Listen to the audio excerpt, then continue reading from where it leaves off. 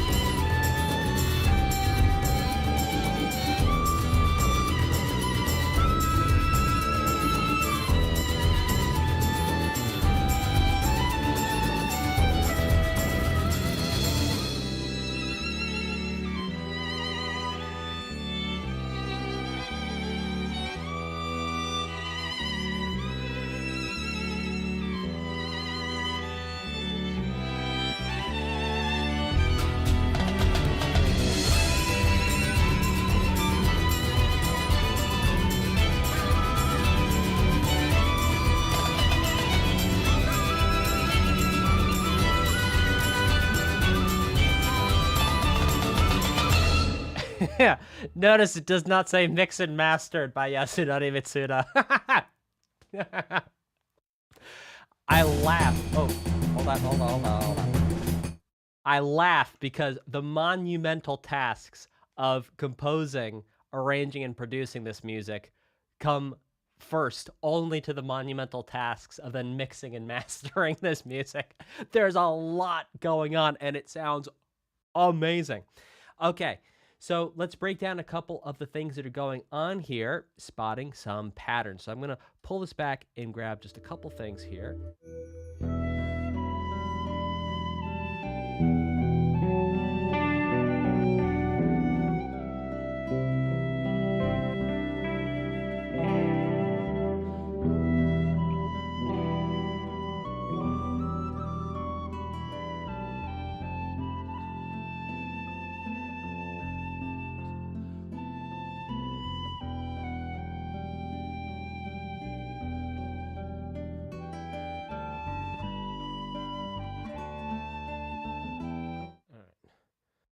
Now, let's scooch some of these around. Round, round, scooch around, I scooch around, yeah, scooch around, round, round, I scooch around, I scooch around and round, round, round, I scooch around, round the town, round, scooch around. I'm a real good scooch, scoochy, scoochy, scooch, I'm making real good scooch, scoochy, scooch.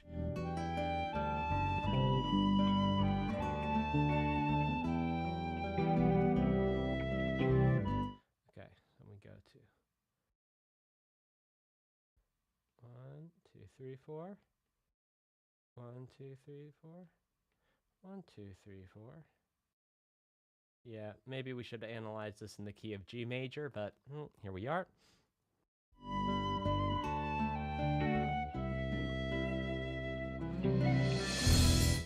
Right, okay, and then it repeats that again. 7.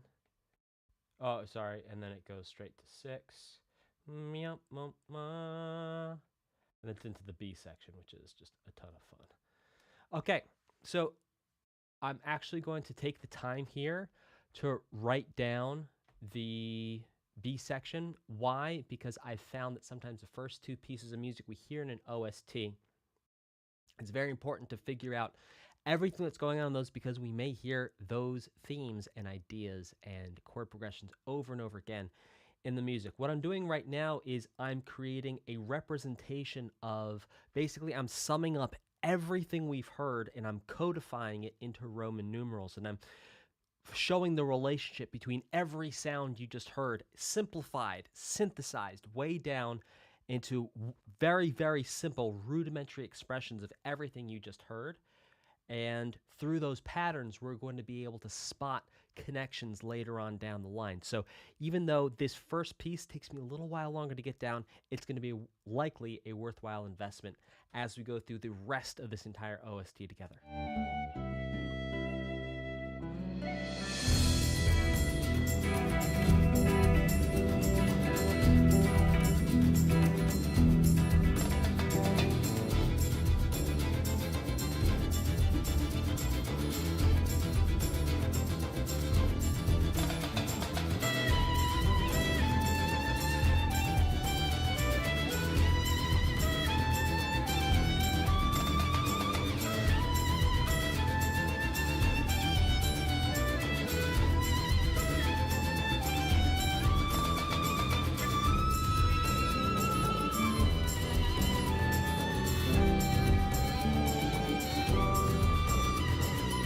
And then it's going flat 6, flat 7, 1, and it's repeating that. 7, 1.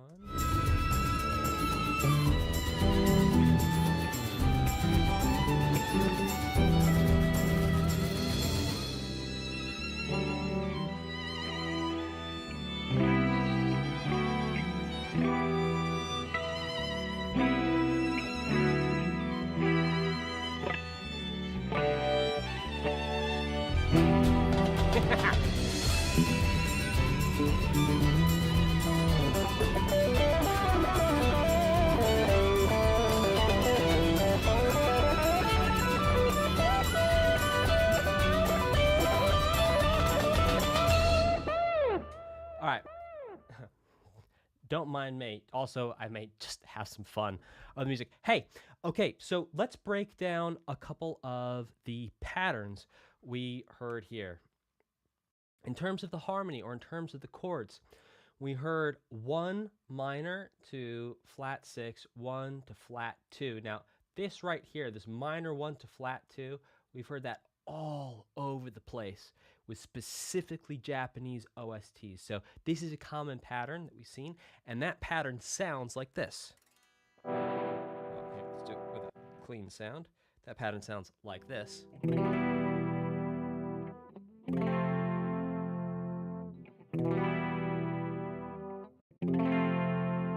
So it's that feeling, it's a little mysterious, right? That connection of that minor 1 to the flat 2, it feels a little mysterious. And then we head into flat 3, flat 7, 1 to flat 6, which really feels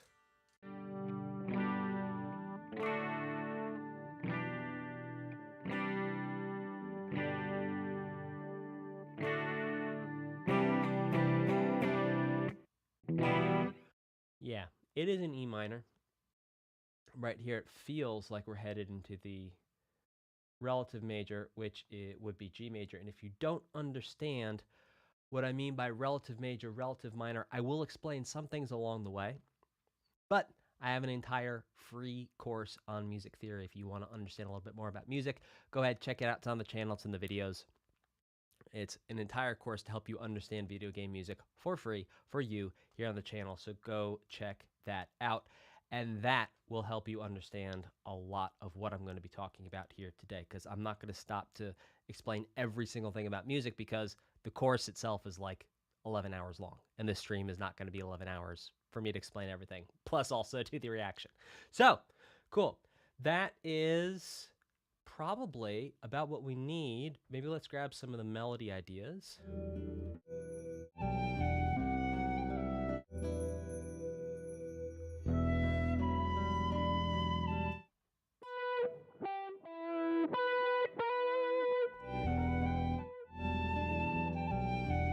Let's listen to the whole thing.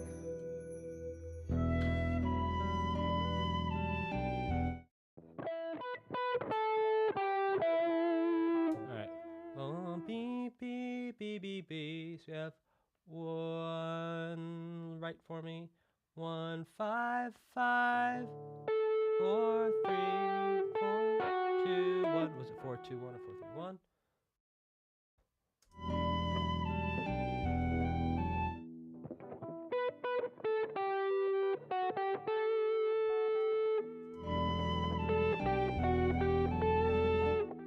Five, 4, 3, 2, 4, flat 3, 2, flat 3, 4. These are all scale degrees. I'm not going to take the time to write the little caret above them. Just imagine that the caret is there.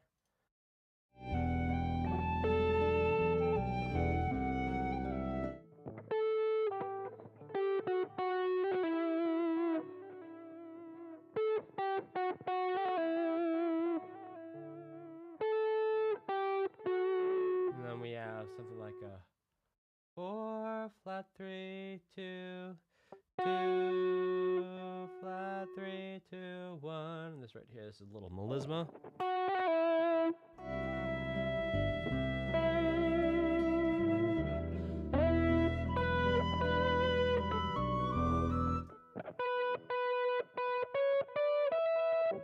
Interesting. So then we have 1, 5, 5, 5, 6, 7, 1.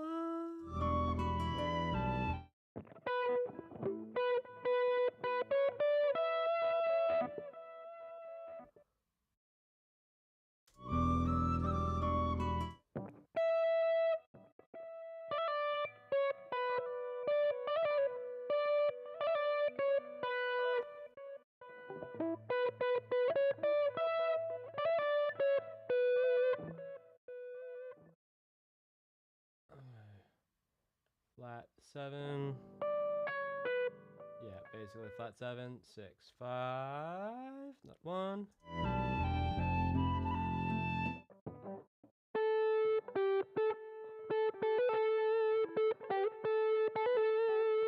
And then we're going something along the lines of 4, flat 3, 4, 5, 4.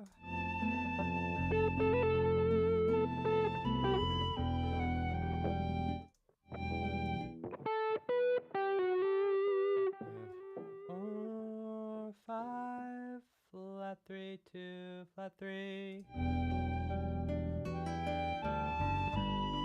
I'm not going to write the whole thing down. This will likely get us the idea. Well, chat, you tell me. Type a 1 in the chat if this entire motif, if this entire theme is going to come back. Type a 1 in the chat, because if it is, I'm going to write the whole thing down so we can go back and reference to it. But if it's not going to come back, I'll leave it so we can move forward with the OST. Type a 1 in the chat if this entire theme is going to come back, and I should probably write the whole thing down. Type a 1 in the chat. Not substantially, says Poking Mangoes. Cool. Sweet. How about this? Next time, something's not going to come back substantially. Y'all let me know. Cool. Brink of Death.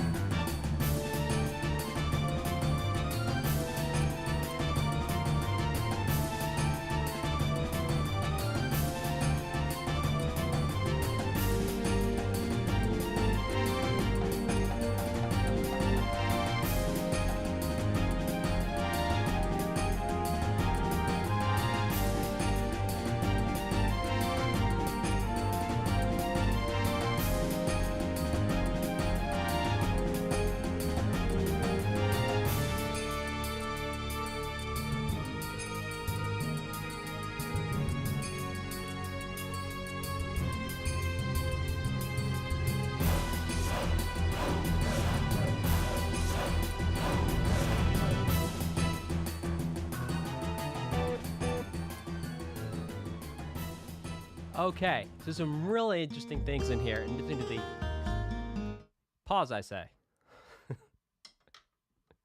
Okay. Number one, let me zoom in so y'all can see what I'm scribbling on about. Right, and so it goes to D, so we're actually going to think of this as being a 1. Then 1, 4, flat 3, and then it goes. It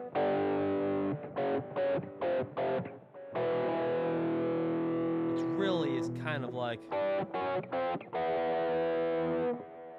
but inverted.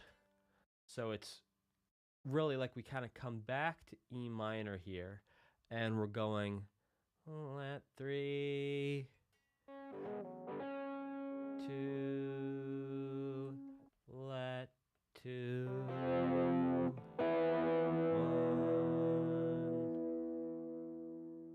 Is it? And then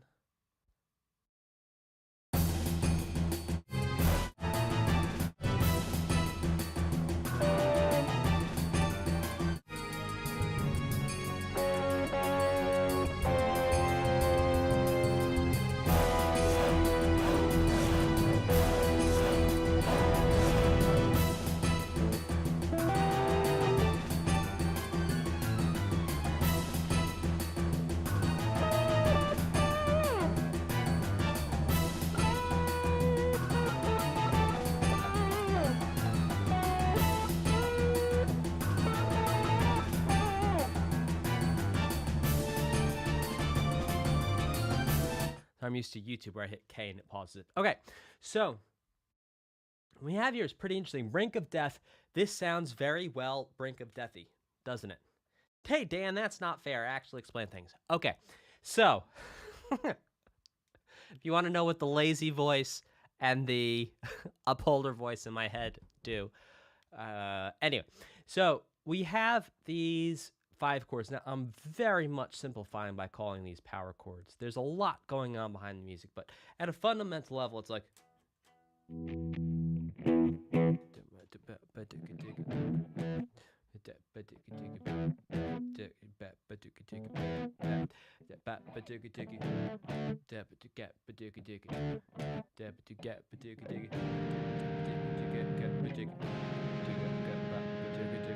And then it goes to this thing where it's.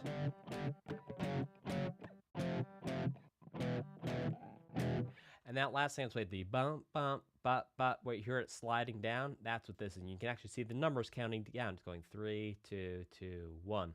And that's, you can actually hear the music going lower there. So some really interesting things, including going to the 4 here. So it goes to, after the D minor, it goes to G minor, and then it goes to F minor. And if I'm not mistaken, did Yasunari Mitsuda also do Chrono Trigger, or are those two separate worlds? Chrono Trigger doesn't compare to Chrono Trigger. Yes. Yeah. Okay, because here's the thing. I'm looking at the choices made in this Brink of Death in terms of the chords that are used, and I'm like, man. Like, if I'm not mistaken, when I listen to Chrono Trigger, and you can find that stream here on the channel, you might need to go into the live tab, but you can find it. I think I was like, what is happening? Which way is up? And Brink of Death kind of feels a little bit like it's headed in that direction of like, wow, total insane awesomeness. And I'm not really sure where one is to. I'm not really sure how to compare everything else. The music was created in such a way that it was very difficult to figure out.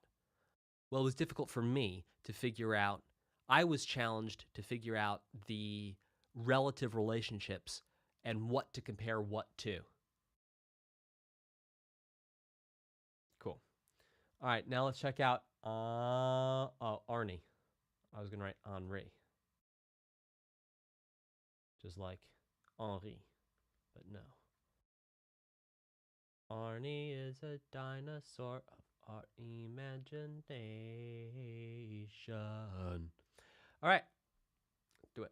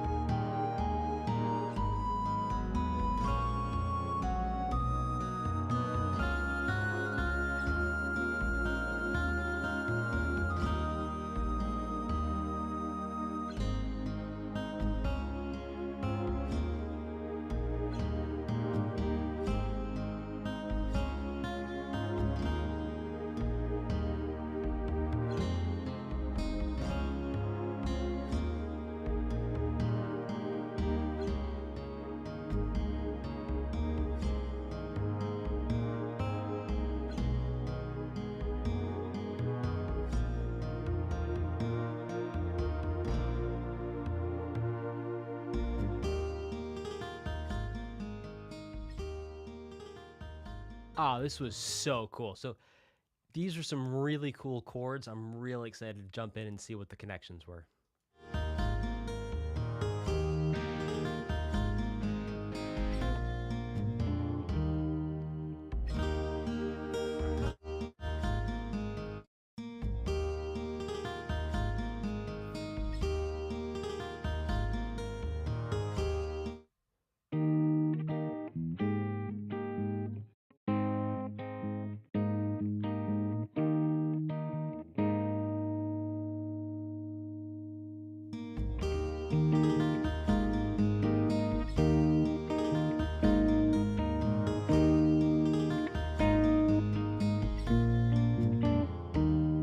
Great. 1, 2, 3. We're going to simplify and call this the 4 chord. Really? It's like this right here, which is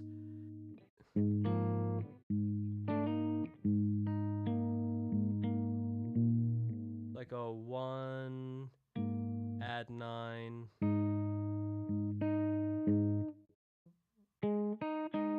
with the 5. Yeah.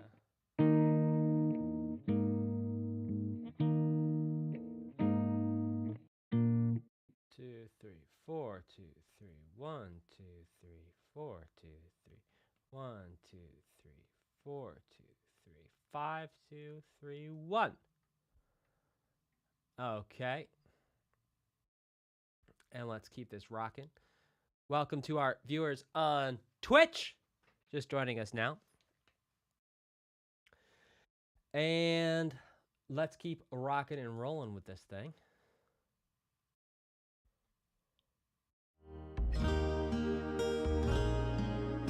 Now that right there, that's interesting.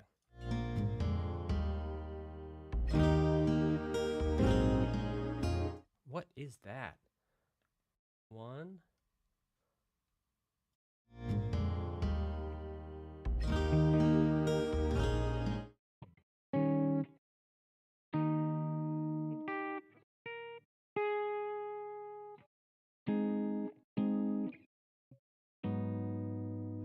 Minor?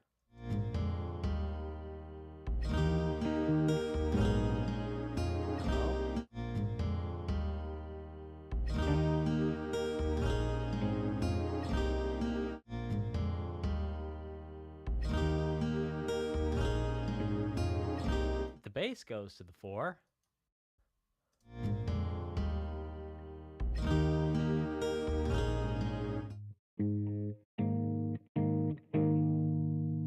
Yeah.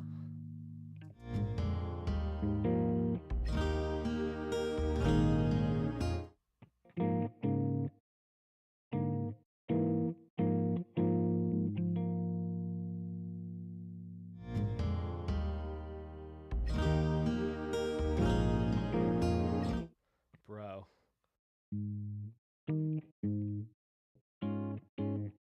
I have no idea what that chord is.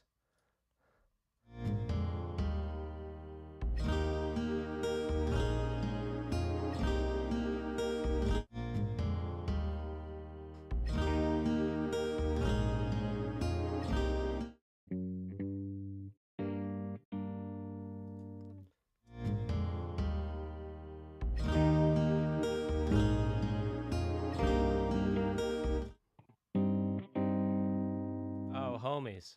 I'm like gonna start sweating. I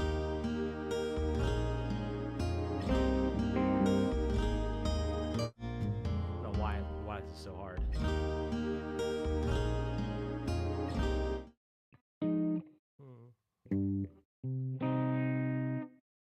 Oh, now I am sweating. Oh, it's okay, Dan. It's okay. No pressure, just live.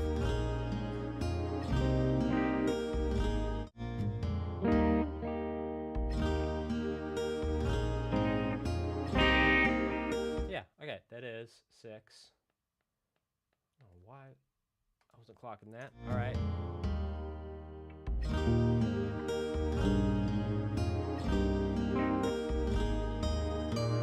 And then back to 4. So it's something over 4 here.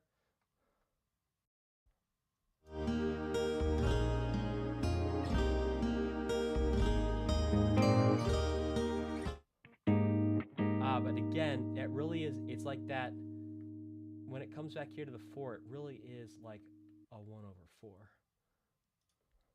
Then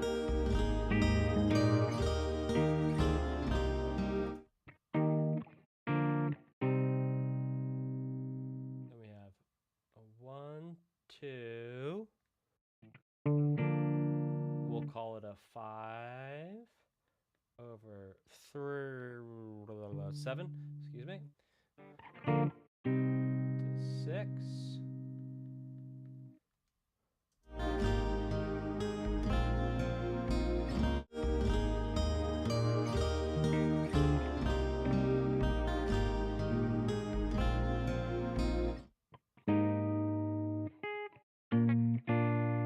And then we have the 1/4 to 5, and then it goes somewhere else.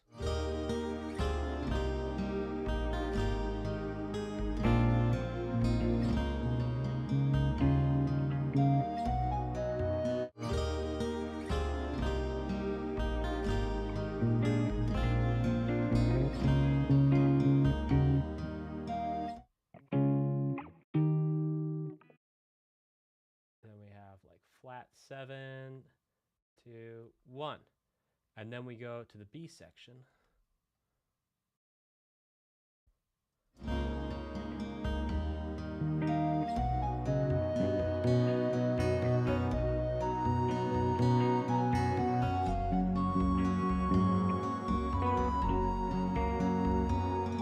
Okay, well, here we're going to G flat major, which is exciting. And it starts with a 4, 2, 3, 2, 2, 3, 3, 2, 3, 4, 2, 3 to 1. Let's just make sure that's G flat.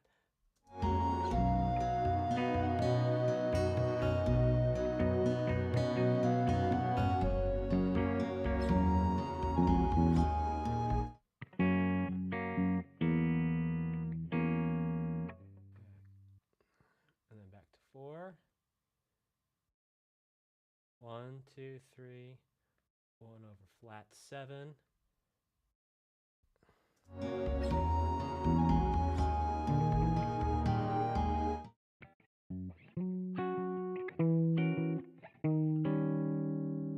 And then we're at the 5/2.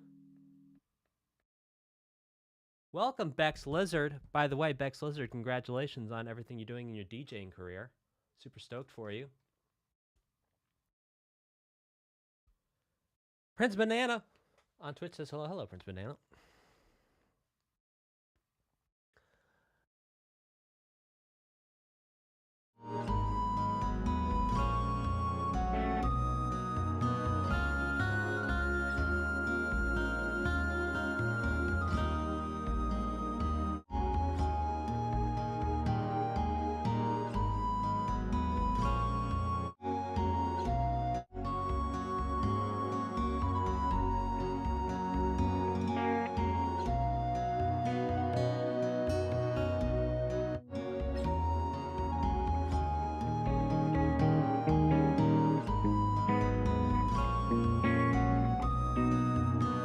All right, and then it goes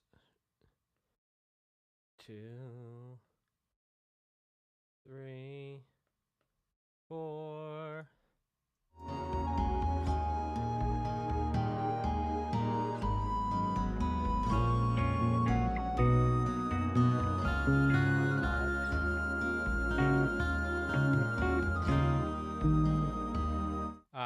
Okay.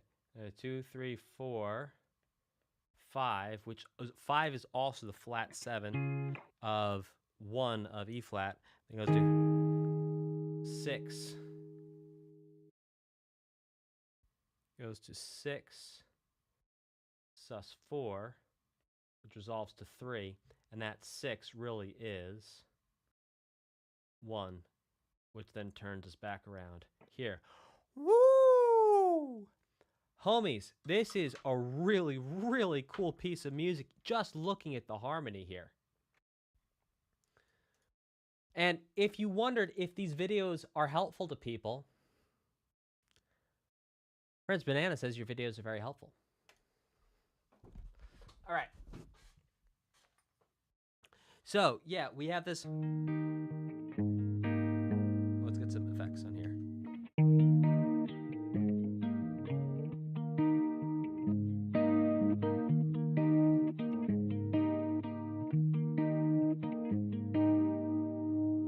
Sorry.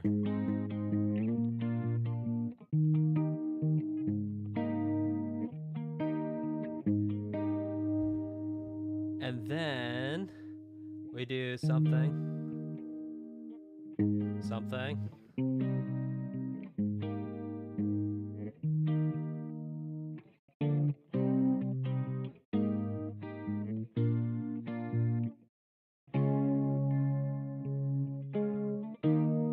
Maybe it's...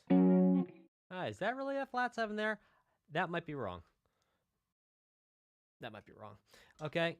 And then changes keys. 1, 2, 3, 1, 2, 3. And then it goes to 5 of 2. And then this walk up is really cool.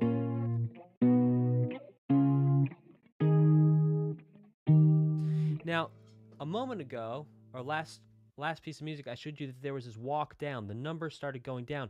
Look here, the numbers go up, and the music goes up with it too. So it's 2, oopsie doozy. It's 2, 3, 4, 5, 6, and this ascending feeling brings us up, and the emotion of it is like rising towards something, rising towards some outcome. Something's going to happen.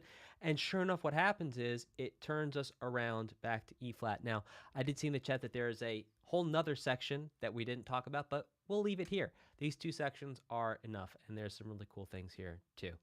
All right, let's keep rocking and rolling, rocking and reeling. Bran, ba-ba. And next one is called The Planes of Time. Yes, you heard it right. The Planes of Time. All right.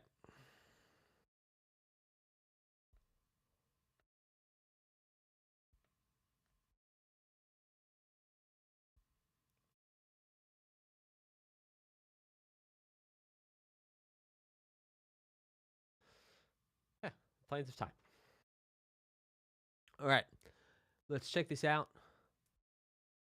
Planes of Time, welcome to our viewers who are joining us on YouTube, Twitch, and X. You are most welcome. All right, let's check out this next piece, which is called...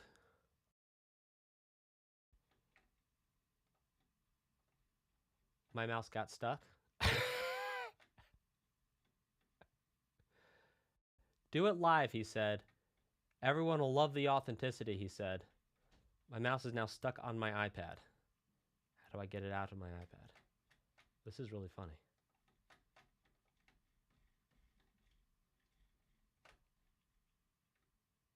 Yo, for real? The mouse is stuck on the iPad. Oh, this is really funny. My Mac computer thought it was being very helpful. And it wasn't. Oh, dear. I'm like, welcome, everyone, to the show. We're doing this live. And come on, mouse, you can do it. I wonder if I lost my mouse. All right. We're going physical. Oh, homies, I have no mouse on this computer right now. We are definitely doing a live stream. I have no mouse. Even the plugged-in mouse is giving me nothing. Well, we're going to be live. Let's see. Okay, I can press play. I can keep doing this, and I can talk about it. This is going to be fun. We're going to do this thing.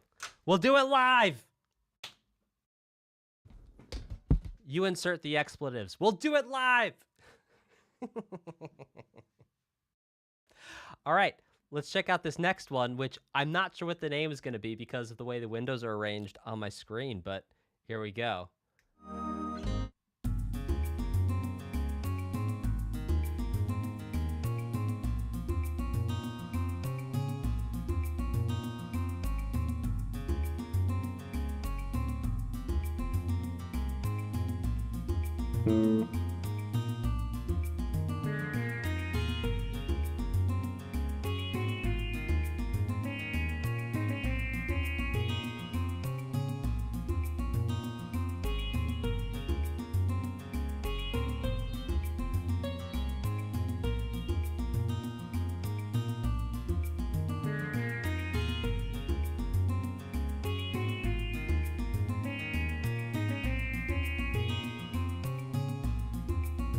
Do it live, baby. Fuck live.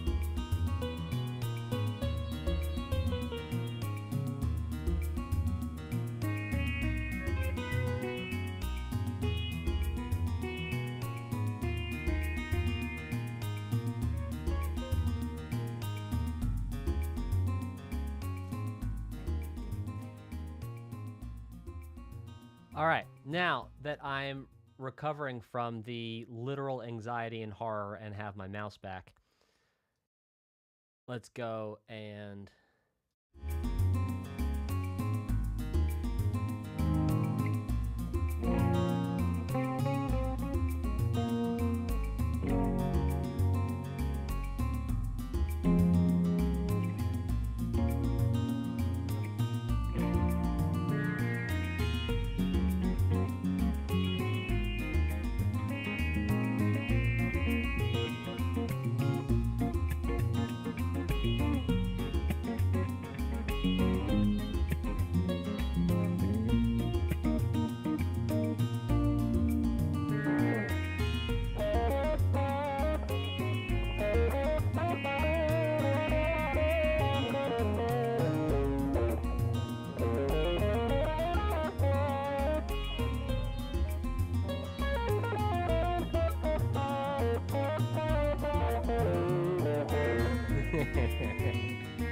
Oh.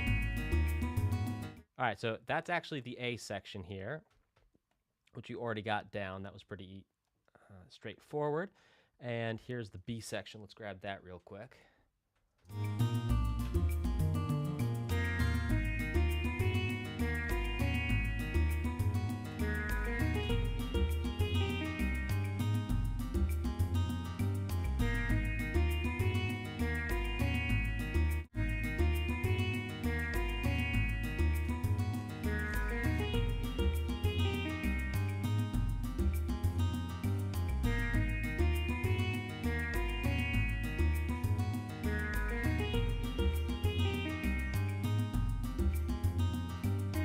So I'm hearing A flat minor to C minor. It's pretty interesting. So it's like in the B section. And what do I mean by A and B sections? Well, when you hear the music drastically changes, that's when I'm hearing an A section versus a B section. So we're noting a big change in the music. Because this right here, this pattern repeats a whole bunch of times. And then there's a new pattern that's introduced, which we're going to check out here now. And this new pattern is something along the lines of flat 7 minor to 2 minor. Something like that. And then G.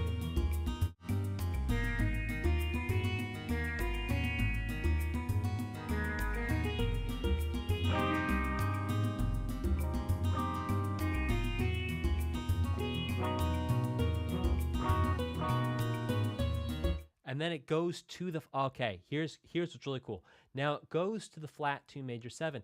And this flat 2 has the same relationship to the 1 as the flat 2 we talked about over here. So you can see here this relationship of 1 to flat 2 started with the 1, then goes to the flat 2, but we hear this time it actually, we're going to the flat 2 without hitting the 1 first. We haven't heard the 1 this entire B section. Now we're hitting that flat 2, which still, it gives that similar feeling relative to the 1. So the first thing you hear in the piece of music sets the tone, sets the pace, sets the standard for your ear for sometimes, most of the time. Okay, it is a very easy thing for me to tell you because it is largely true that what you hear first in pieces of music is going to set the tone and the key for everything that comes after it. And whether it sets the tone or sets the key is beside the point. It does set your expectations. And so everything you hear after the first 5 seconds or the first 2 seconds of a piece of music is all perceived in relationship to the framing of those first couple seconds. So that's why if you're writing lyrics for a song, it's like those lyrics, the first things you hear, like that's what's got to bring people in. The melody, everything is judged relative to the first thing people hear. And people aren't judging, it's not judging as someone's being critical, but it's literally the framework with which they're going to perceive everything is filtered through the first thing that they hear. And so this flat 2, we're experiencing this flat 2 relative to this 1, relative to this 1 that we heard all the way back in the beginning. We're having that experience of that flat 2 here.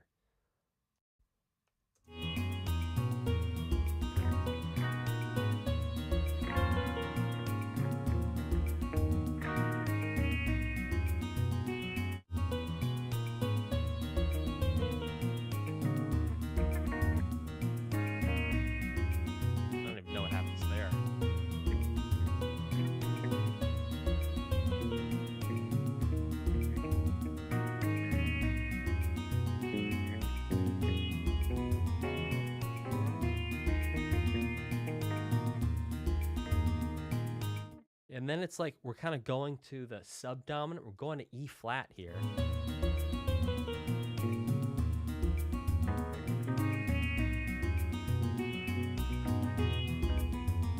Oops. I'm going to pull back just a little bit more.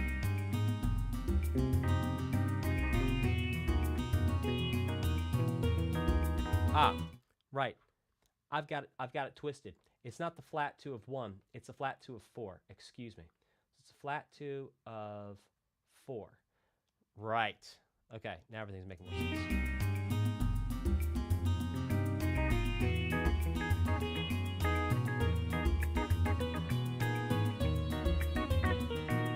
So we still have that flat 2 relationship show up because now we're going to 4 minor. And this right now, it kind of feels like we're in E flat minor now. So we could also think of this as just being flat 2, and then we could think of the 4 as being 1. We could think of this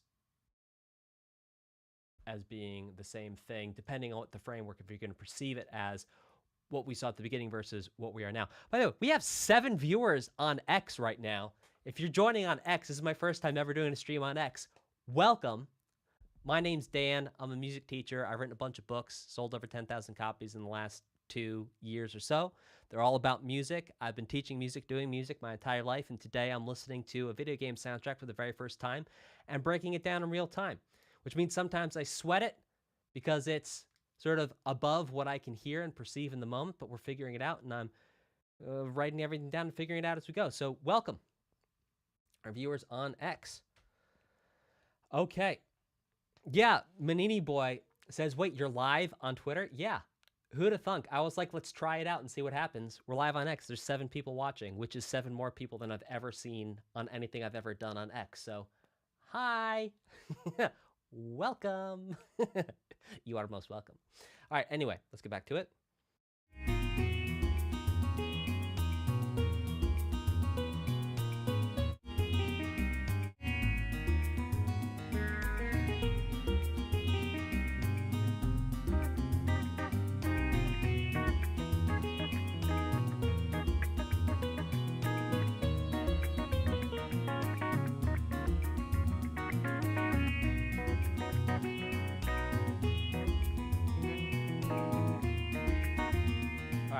And then it goes flat 6. So yeah, we're going to think of it as being 1. So it goes flat 6, and then back to flat 2, which brings us back to 1.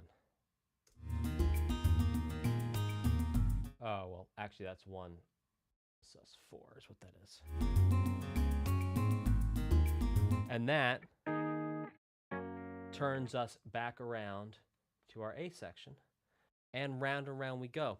So a couple interesting things here to note, I think, is this right here, where it goes from the 1 minor to the 1 minor to the 1 sus4, which resolves to the 3. This is really interesting because this relationship right here is the parallel minor and major. It's a parallel relationship, which means that both sounds have the same note as their lowest. I'm doing a really poor job explaining this. Excuse me, I'll start it again. Both of these chords share the same note as the lowest note, but fundamentally change what they sound like. So this is the lowest note of both chords. The minor version sounds like this. Sounds like the start of Hotel California. It sounds sad. Sounds like all the leaves are brown. It's like this sad, pensive type of sound. Whereas the 1 sus4, it's like, oh, we're going somewhere, and where we're going is somewhere unexpectedly happy. And so the 1 right here that I'm playing, it's still the same note in the bottom. Sad, happy. And that difference between the parallel minor, sad, and the parallel major, happy, I love that relationship. It's one of my favorite relationships in music. One of the reasons why Beethoven is one of my favorite composers, because he uses that type of trickery and awesomeness a lot. That's not trickery, it's just awesomeness. And yeah, so that's a really interesting point there. Another interesting point is to look at the modified flat 6, flat 7, 1 chord progression. So this right here, this series of chords, this flat 6, flat 7 to 1, this is one of the most common chord progressions you can hear in almost any modern genre. And that sounds, and you can hear that in all kinds of songs. All Along the Watchtower by Bob Dylan, as played by Jimi Hendrix. So where were the spiders while the blind tried to break out? That's Ziggy Stardust. We can hear that in If I Go Crazy, Then Will You Still Call Me Superman? And that's 3 songs just off the top of my head. I'm not going to keep going, but there are a bajillion more. So the point is, this chord progression right here is very common. And what's cool is the second time it comes around, the second time these chords come around, it doesn't stay the same way. It starts off with the flat 6. But instead of going to the flat 7, it goes to the minor 5. And then instead of going to the 1, it goes to 1 sus4 and then to that parallel major. Really interesting way of structuring that chord progression, and just really proving the point that if you're writing your own music, if you're composing your own music, if you're writing your own songs, you can take a common chord progression and just adjust it slightly the second time through and get phenomenal results from doing that. Get phenomenal results from doing that. Oh, we're up to 13 viewers on Twitch. Let's go. Hey, everyone on Twitch. It's my first time streaming on Twitch, so this is so cool. So happy to see you. I'm Dan. I'm a music teacher. I've written a bunch of books on music, and I'm breaking down video game music. And I'm not going to introduce myself every 5 minutes. Okay, we get it. I'm just excited because it's my first time streaming on Twitch. Okay. Cool. All right, let's keep this rocking and rolling. One more thing to talk about is this last chord progression here. We can see that a similar idea is used in the sense that it's ending on the 1 sus4. So we have the 1 sus4 here. Oopsie daisy, wrong thing. We have the 1, play with me, there we go.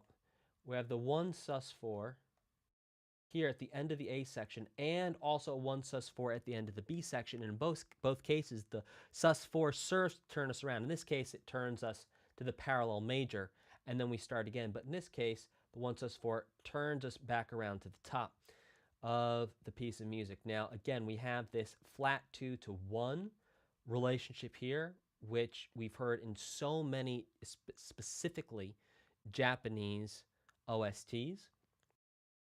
You can also hear this like in, I think it's For the Love of God by Steve Vai. And that whole album just feels a little Japanese inspired. I don't know. There's like something about Japan and the electric guitar too. And like, if you go back and look at the 80s, all the electric guitar stars were going to Japan and like learning to speak Japanese. And Marty Friedman, one of the best, moved over there and lives there. So it's like there's this really strong interconnection of Japan and electric guitar, specific like solo electric guitar, like virtuosic stuff. Anyway, flat 6, and then, yeah, again, this flat 2 relationship here turning us back around to the 1, which then turns back to the top. All right. Let's keep this going with our next piece, which is called Dances with Lizards. I wonder if Yasunori Mitsuda watched Dances with Wolves and then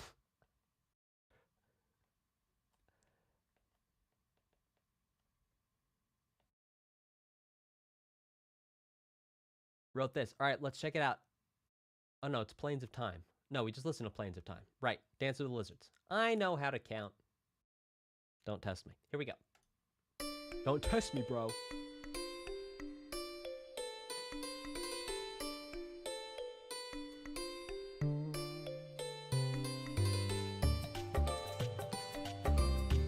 Oh!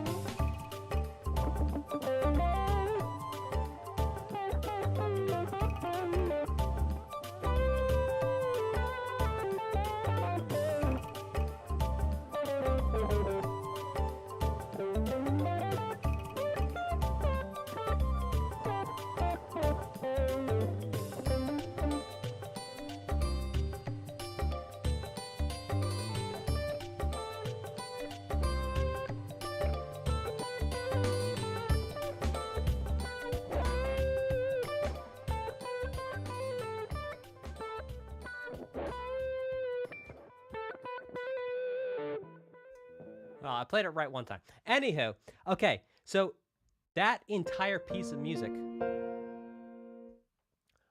was over one chord. It was over a D minor chord, the entire thing. I'm not going to prove it to you by going through the whole thing and just hammering on one chord, but let me show you. I'm just going to play one chord.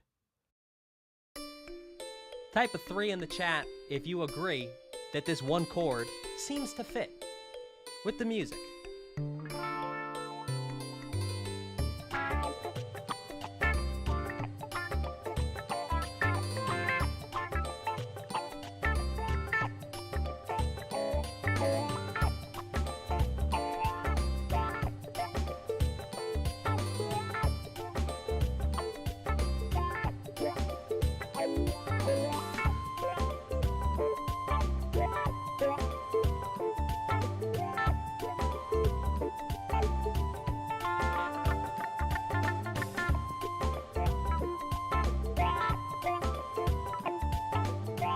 Right, so this one chord, I could play it for the entire piece of music, and it would fit. So the entire thing is in the key of D minor, and specifically, or indeed Atlantically or Pacifically, it's in the Dorian mode. So we have some very particular notes here. So we have 1, 2, flat, 3, 4, 5, and then 6 is not flat.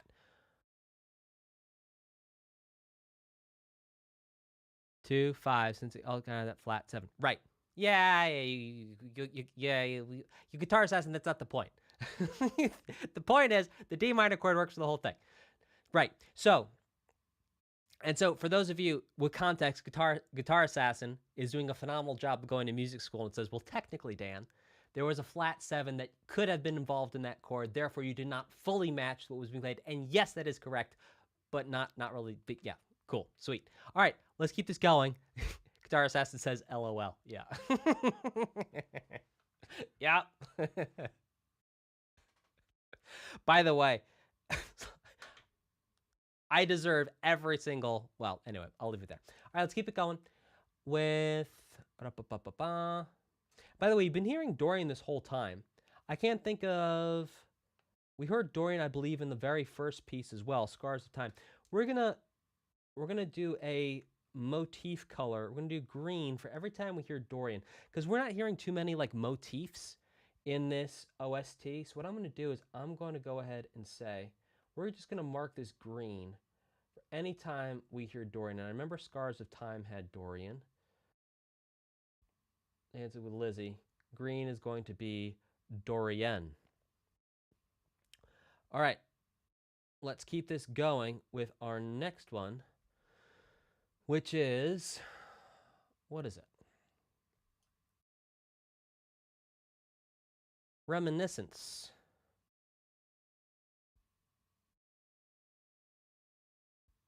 This, I can't spell this. Whatever, you get it. Remembering. That's a thought bubble. Okay, let's keep this going with Let's keep this going with Rumpelstiltskin. Ladies and gentlemen, I present unto you Rumpelstiltskin.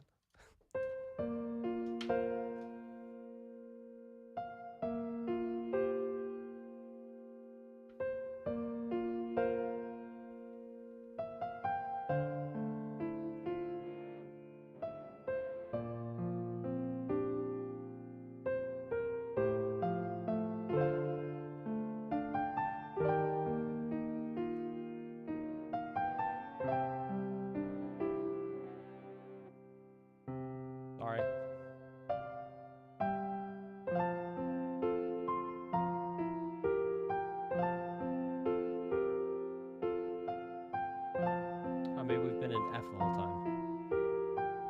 Let's see what happens.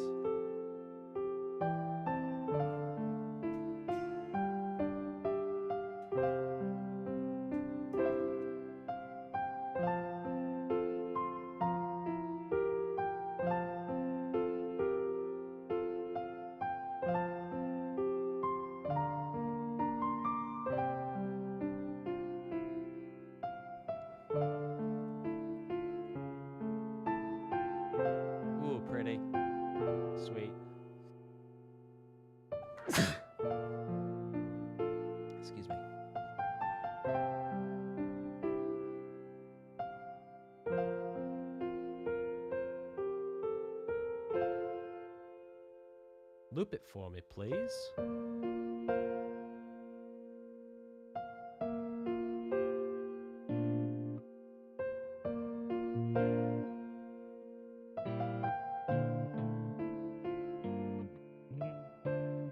You know what?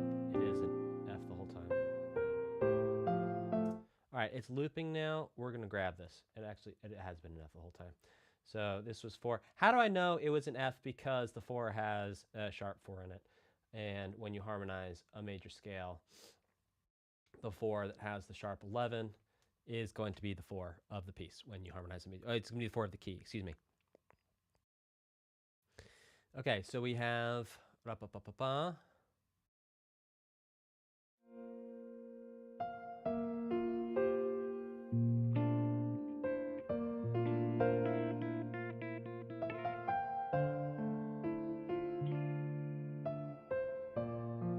So then that 3 is actually the 6. We'll get it. We'll make it. We are gonna make it. All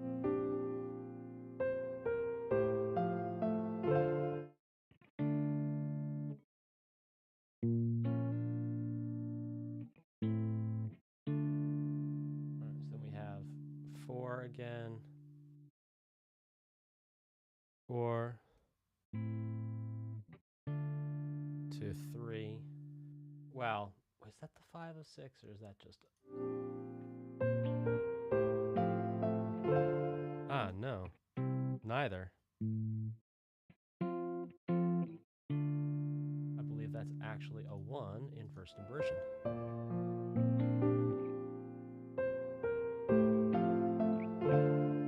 And it is. That's a 1 over 3. B, D, 2, 6.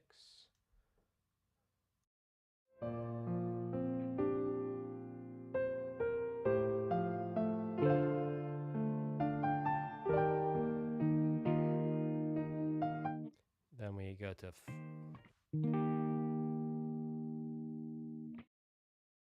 flat 7, kind of like an Elton John type thing. Flat 7.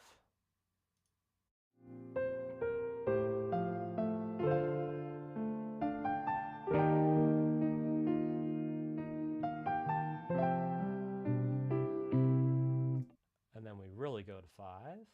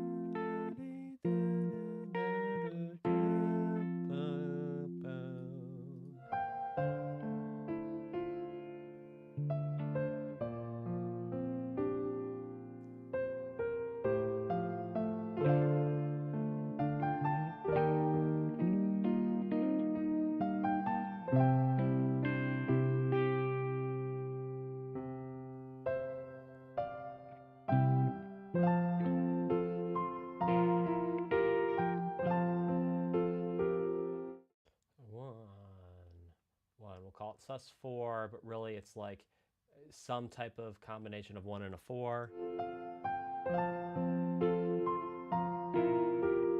No. It really is, because it has that, it really is like a 4 sharp 11.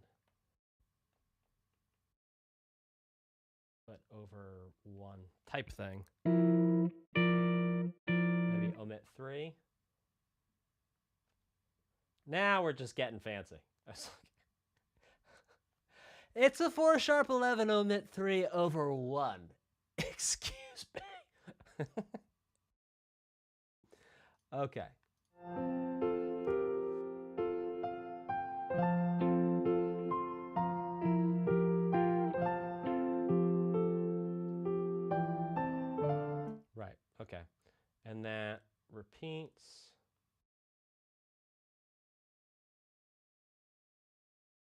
And then we go into this next thing.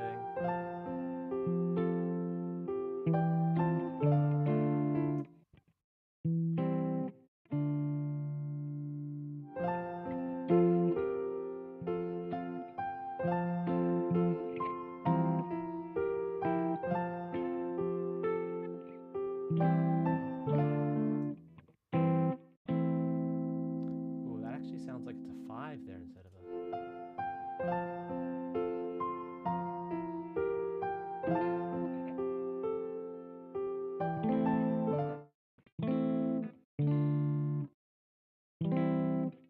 Oh, whatever. We're gonna call that a flat 7. This might actually be a minor 5. It's one note different. I'm not sure. I'm not gonna take the time to play it back to get it right. We have a flat 7 over 7, which then brings us to 6.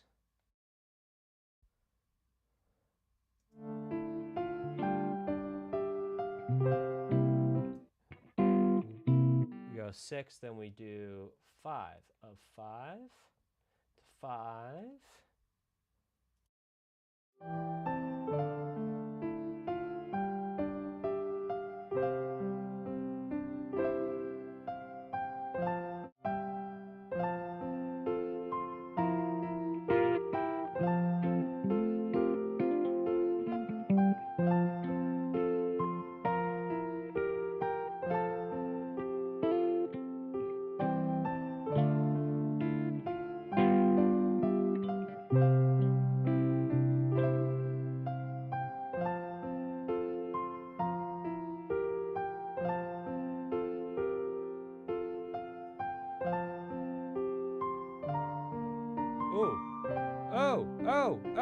Oh, new stuff. And then I also want to make sure I write down that thing that's about to happen too, because that's cool.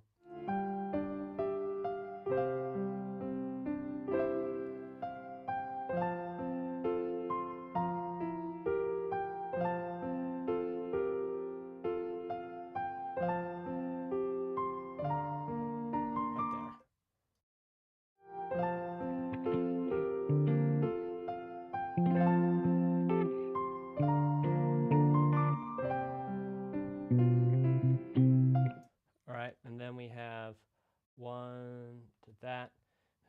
Then we go to 4 over 6 to 5.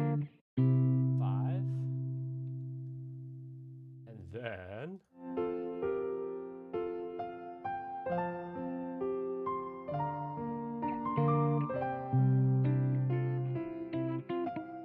yeah, a little... so it's 4 to 3.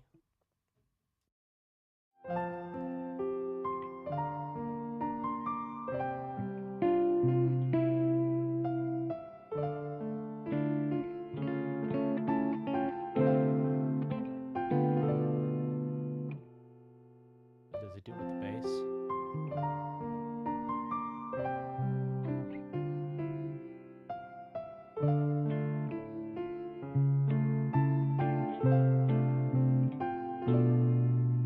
Right, so then it's 6. Then it's 6 over sharp 5.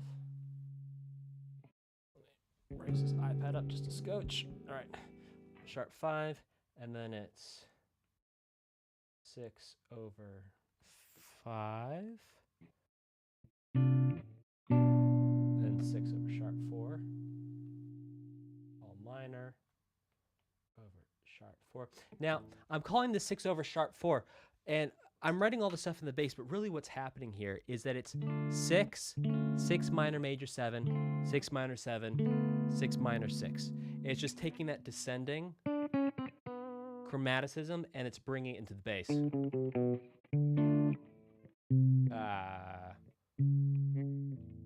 Oh, the reach. There we go.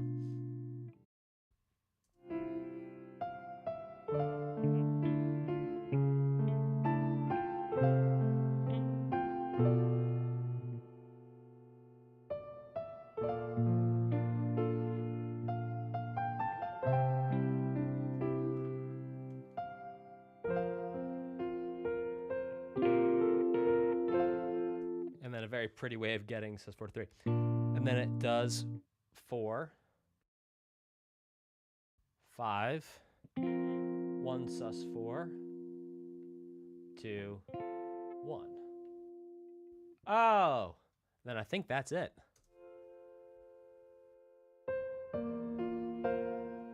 Yeah, cool. So some really interesting chords going on here. By the way, I'm going to turn the fan on. Tell me if you can hear this fan. It goes, it's getting hot in here, so hot. So Dan needs a fan. I am getting so hot. I'm going to turn my fan on. It's getting hot in here, so hot. So turn on your fan. I am getting so hot. I want to turn my fan on. If you want to know why I sang that twice, it's just because I like the I sang it the second time through just so I do the duh. So fun. All right. So, yeah, a couple interesting things here. We already talked about the descending line there. We're seeing there's a lot of these sus4 3s. Now, just me writing sus4 3 is not doing justice to capturing the magnificence of the way Yasunori Mitsuda is navigating this relationship of the sus4 to the 3, because it's really masterful and it's really beautiful, and it's not the same every time. Really good. Okay. Let's see. Yeah, this, this sharp 4 business is pretty cool.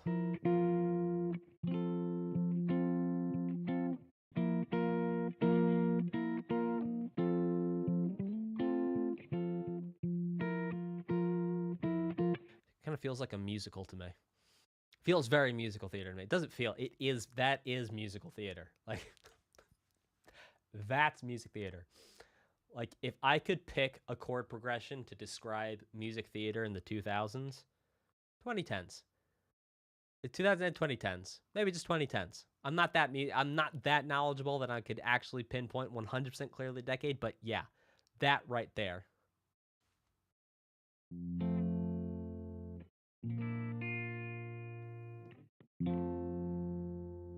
It's like a character's realizing something about themselves and finding acceptance for something they've been struggling with all along.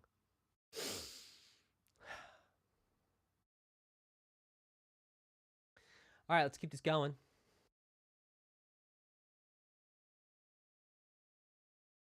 Okay. Shore of Dreams. Shore of Dreams. One of my favorite jokes in the whole world is a Monty Python bit. A guy goes in for a interview and he says, "Is your name Thomas?" He goes, "Yes." The guy goes, "Shore?" He goes, "Thomas Shore." "No, David. David Shore." No, my name is David Thomas." And the guy, John Cleese, looks at, it's Graham Chapman and John Cleese. Name? Thomas. Shore? Yes. Thomas Shore. No. David. David Shore. No. David Thomas. One of my favorite Monty Python bits ever. Love it. It's so funny. Okay. Shore of Dreams. Let's check it out.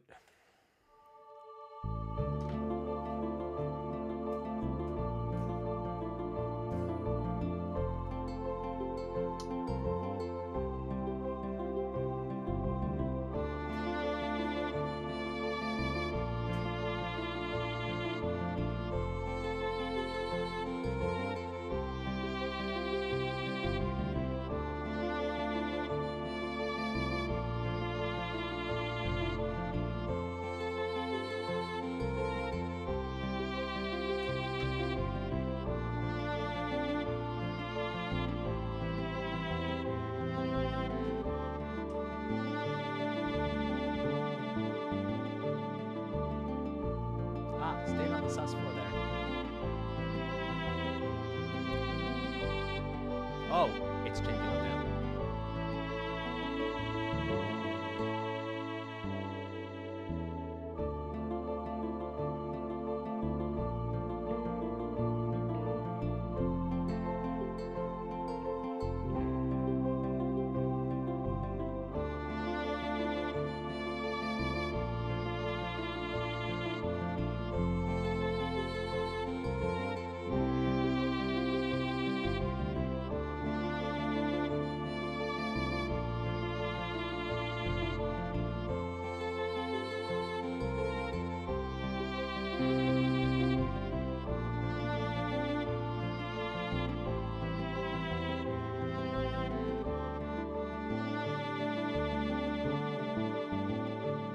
Oh, I love the bass.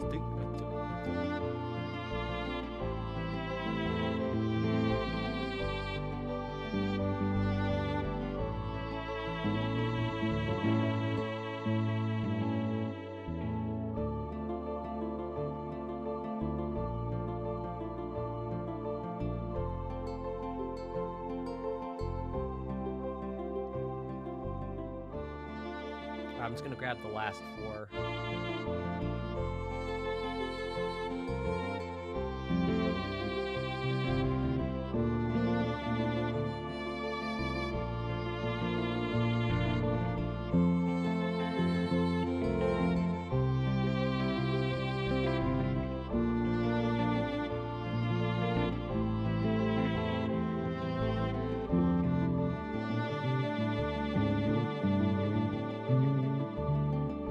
Oh, I'm such a silly goose.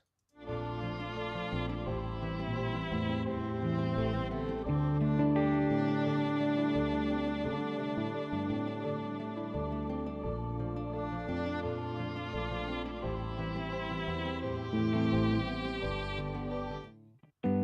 right, and then it goes back to 4, 3, then it goes to 2, and then 5 of 6.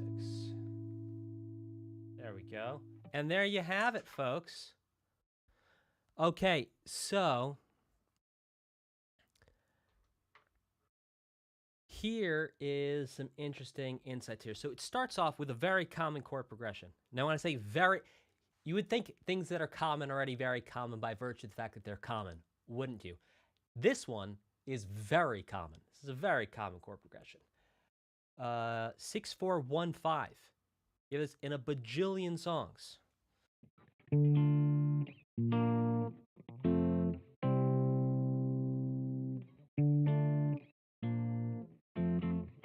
funnily enough, I can't think of a single one. Maybe. Oh.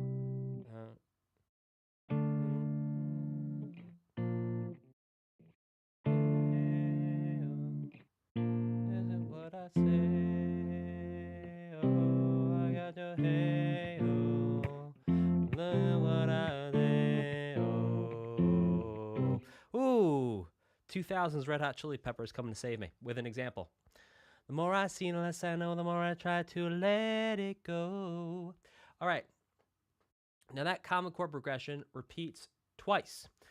Then it goes to the subdominant, the 4, 3, and then to 6 sus4. Again, we've seen this use of sus4.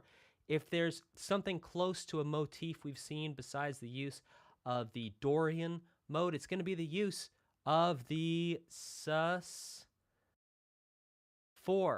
chord. Oh, what a lovely rhyme. Okay, and then 4, 3, and then it goes to 2 major, which we might think of 2 major as being like the 5 of 5, right? So that 2 major already sets us up as kind of a secondary dominant.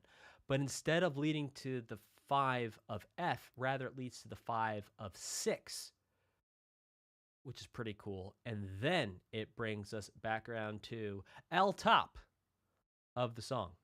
Peace. Excuse me. Songs have lyrics. Okay, this next one is called, hang on, having deja who? Arni, Another World.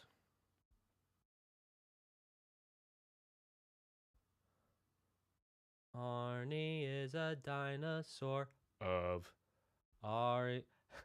I've got friends in low places. Okay, let's check it out.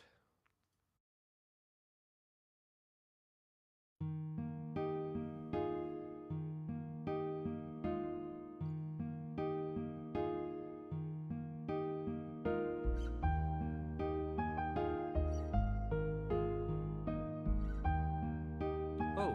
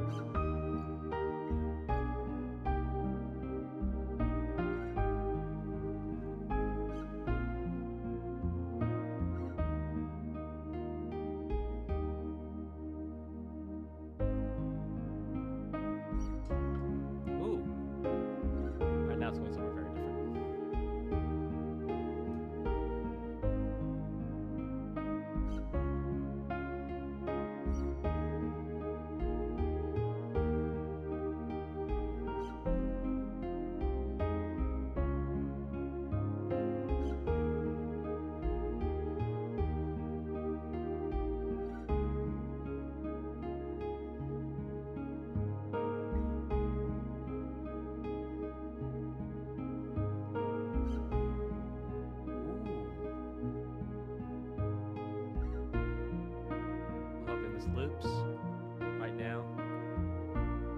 Yes. All right, now we'll grab it.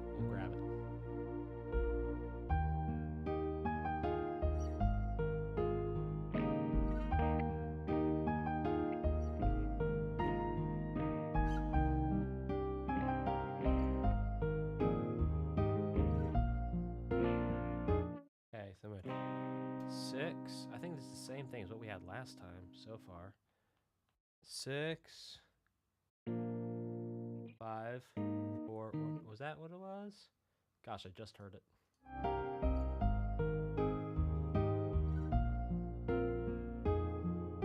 Oh, bro. Sorry, guys.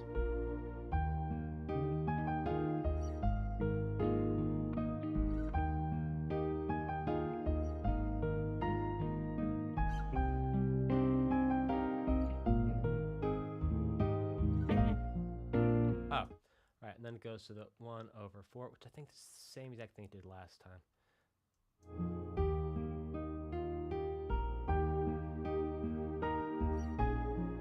Now that sounds like a 2.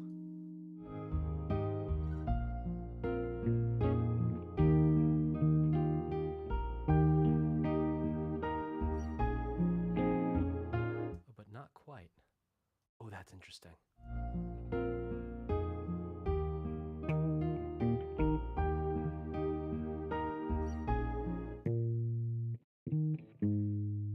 Is it going to 4?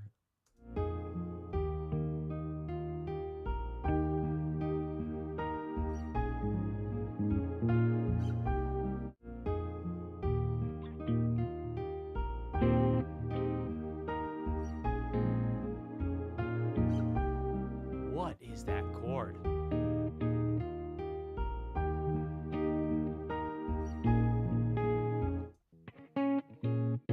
There we go. Found it. It's, well, I'd call it a 1. Here's what I'm going to call it. There's many different ways you could think about this. I'm going to call this a 1, 7 sus4/5. But you could also think about it as being a 5 minor 7.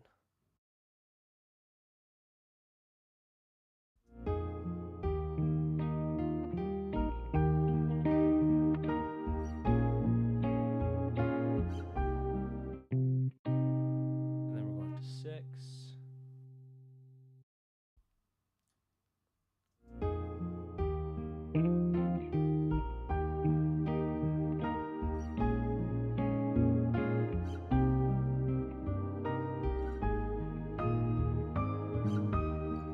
And then that 1/4 business, back to 1.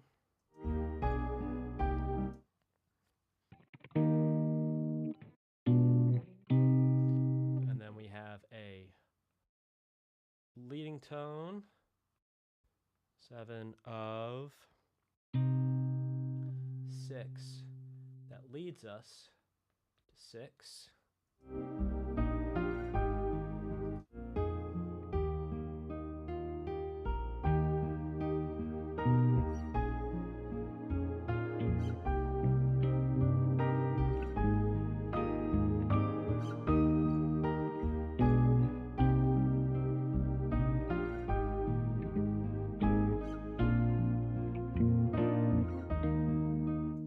Right, and then 4, 5, to 1 sus4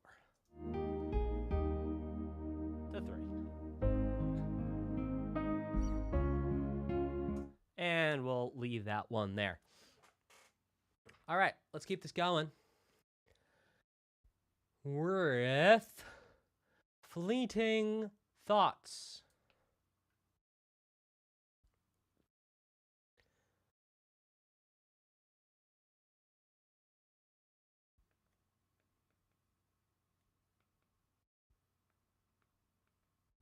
Oh, fleeting thoughts. Let's do it, yos. Ooh.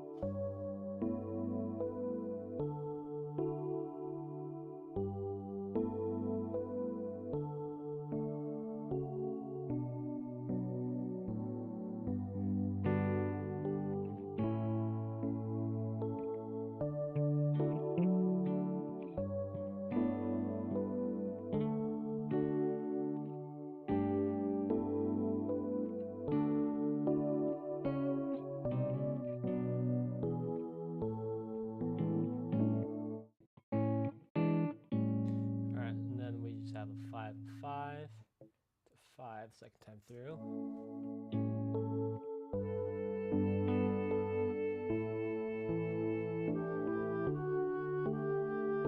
Just pull that back.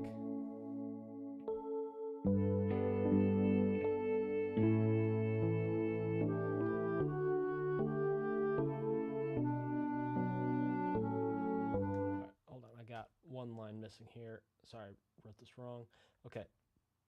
So we have 4, 5, 1.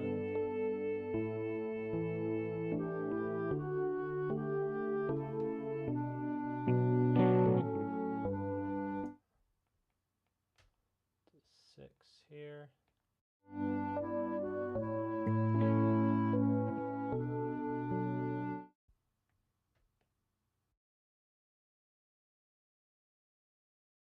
Four,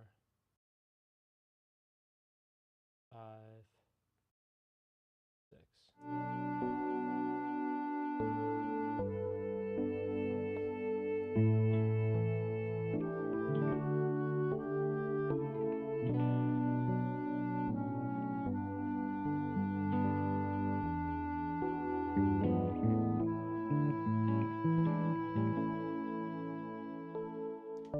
There you go. And so what we have here are, of interest, I believe, are the 2 secondary dominants. Because we haven't heard too many secondary dominants. And so what secondary dominants are is they are the 5 of another chord that's in the key. Well, if you don't know anything about music theory, that doesn't really help you, does it? Secondary dominants are like cousins of the sounds that already exist in the keys. And these cousins are kind of like the little wild cousins who are like, are they going to steal my driver's license and registration out of my car at Thanksgiving? Like, I'm going to hang my coat up. My keys are... This is the cousin. I don't have a cousin like this. Maybe you do. Maybe you know someone who has a cousin like this, where you're like, I should not leave my keys in my coat pocket because they might take my keys and go through my car and steal stuff. So it's a cousin that doesn't really belong in the family, but boy, do they liven things up and change the dynamic when they show up. And that's what secondary dominants are. They're not really in the family in the same way, but like when they show up, it's like, oh, here is something new that we should all pay attention to. And sure enough, if someone's going to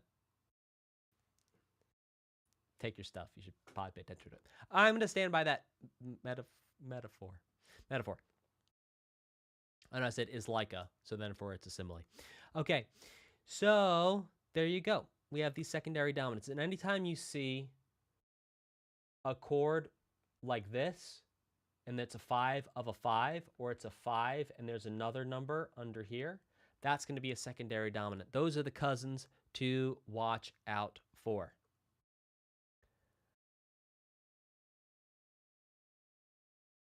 And let's check out this next one, which is called Missing Piece.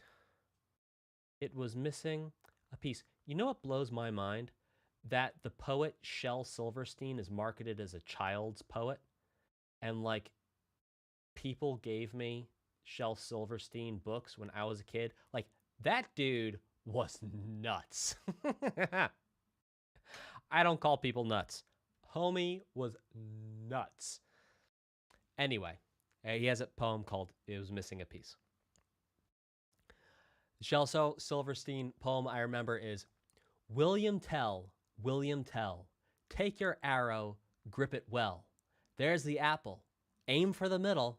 Oops, only missed by a little. It's like, how are you giving this to kids? Also, yeah, anyway. All right, Missing Piece. Let's check it out.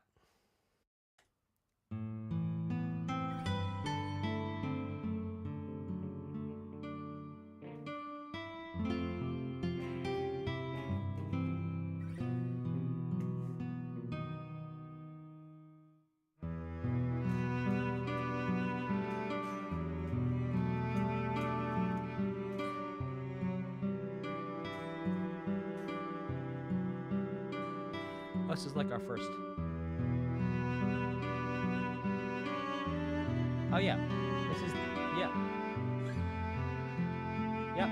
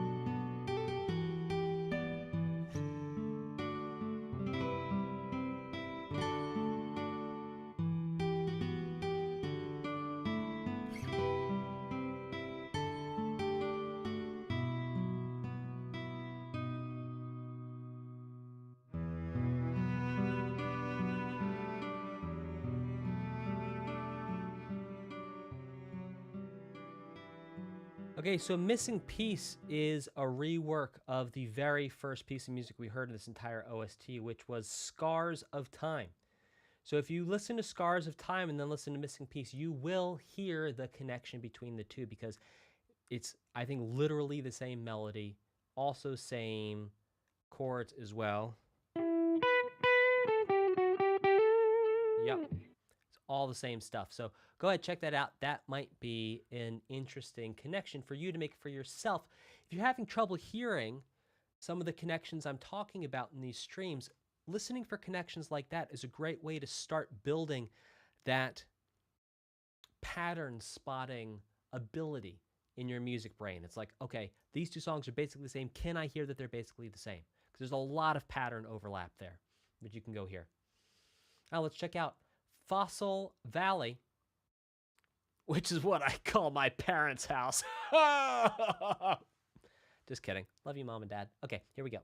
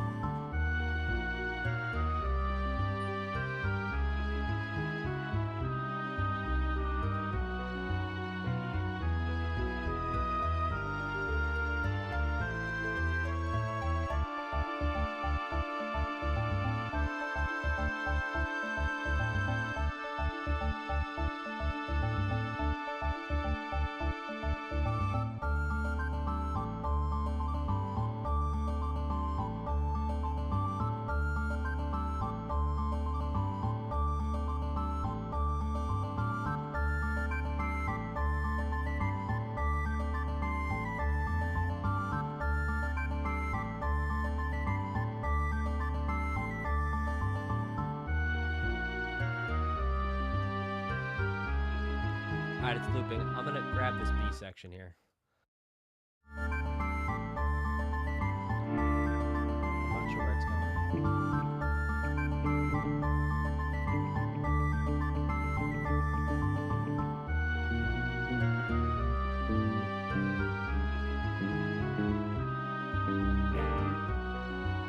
So it's like, maybe?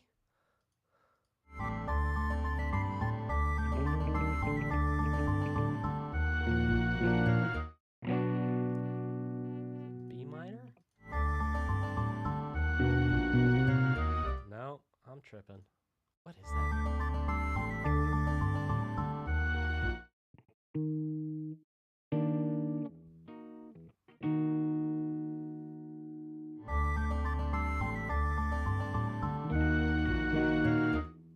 Okay, so it's like flat 2 minor. This is the B section here. Going flat 2 minor.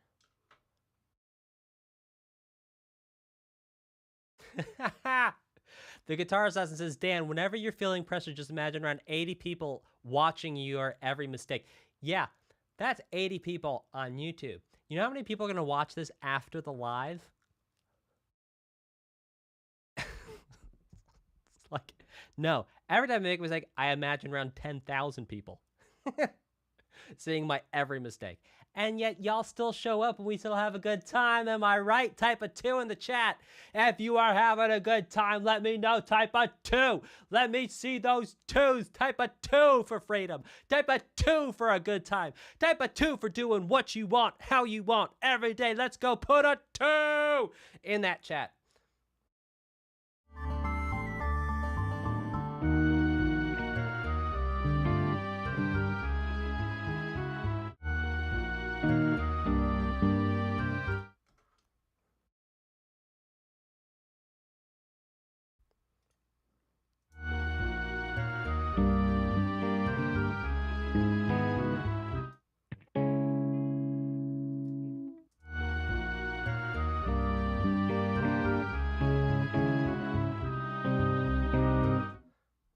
was it a C minor the first time?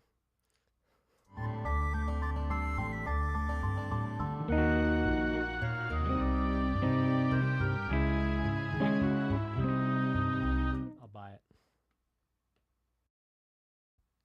What do we even call that? 7 to flat 7 to 7. And then where are we going?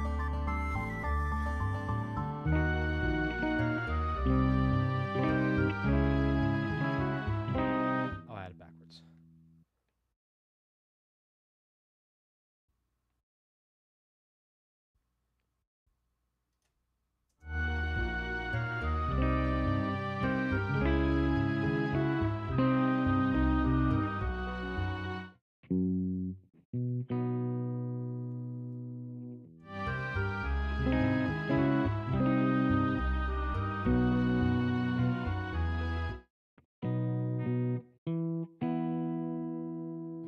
Go to 6 to 2.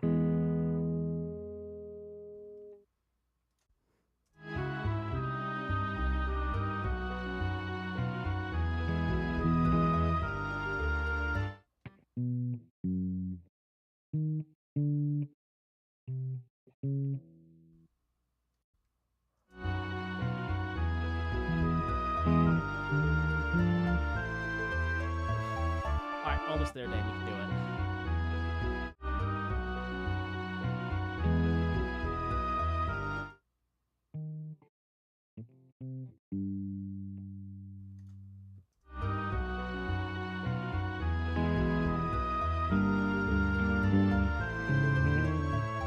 And then like 4 minor. Homie. And then...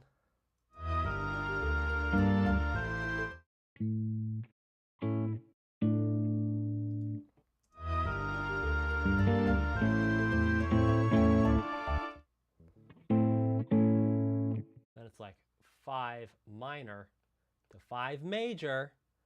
That parallel again, and then back we go to 1. Bro. Brutal. All right, let's play through that section one time.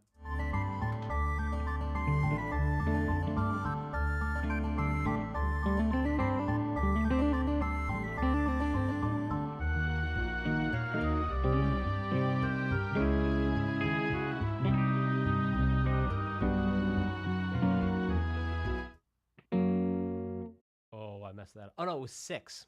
Ah, can't read my own writing. I'm thinking 4. I'm not dyslexic. Pretty sure.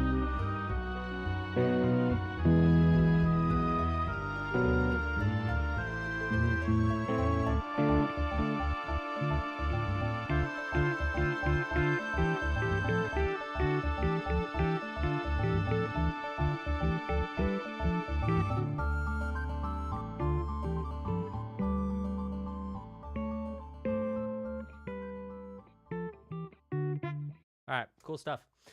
Hey, let's do one more for today. I'm streaming for almost 2 hours, and I want to eat dinner. So we're going to do one more for today. This is called, and very aptly, called Termina. Because this here is going to be our terminus for today.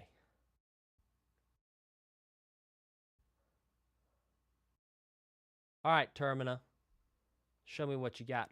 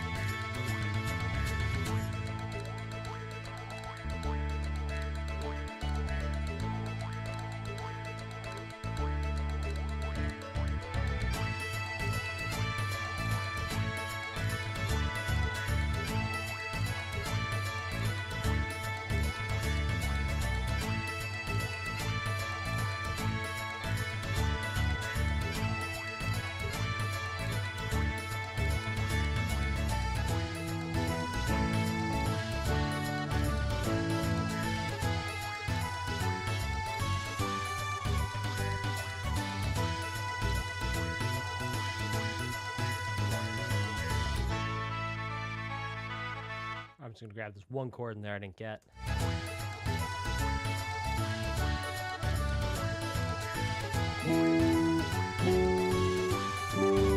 Oh, that's all. 6 to flat 7. And there you go. So here's some interesting things here with Termina, which I will explain to you as we listen to it at low volume. So in Termina, we have this 5-1-4-1 thing here, which is very jolly. And then 5, 6, flat 7, 2, 5, so it's 4 to 3. A lot of these movements here, like this right, I'm just hearing so much Elton John, man. I'm hearing so much like Elton John chord changes here.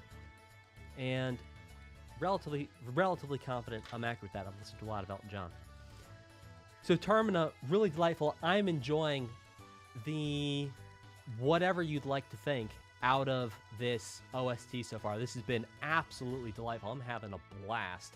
Type of 3 if you're having a blast too, because this is just really some top shelf music in terms of the creativity, unexpectedness, the sounds, everything. I'm loving it. This is really, really delightful music to be able to sit down and share with you. So I'm so very grateful for this opportunity. We're going to read some super chats. Rubberman202 says, Paper Mario The Thousand Year Door remake is out and it's amazing.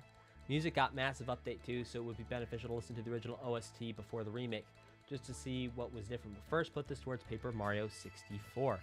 You got it, and thank you for your continued support. Rubberman202. Montclair Bullying 00 says, thanks for this. ChronoCross is an OST. It means a lot to me personally. I'll throw some into Final Fantasy Tactics. Thank you very much, Montclair Bullying. And Matthew Banky says, never played ChronoCross. Heard it polarized compared to Chrono Trigger. I'm sure the music is fantastic, though. It has been so far. Put this towards Cuphead. And we're going to hop into Streamlabs to make sure we don't have anyone left behind.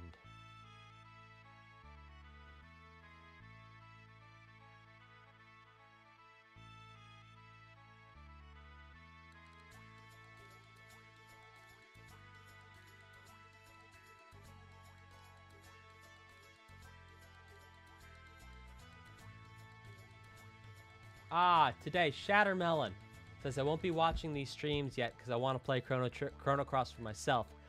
But I've heard good things about this OST. Please put this towards Legend of Zelda Twilight Princess. You've got it, Shattermelon. Thank you very much for your super chat. All right, everyone. Thank you so much for joining me. Thank you to everyone on YouTube, Twitch, and X. Thank you so very much. Take care, and I will see you next time. Bye.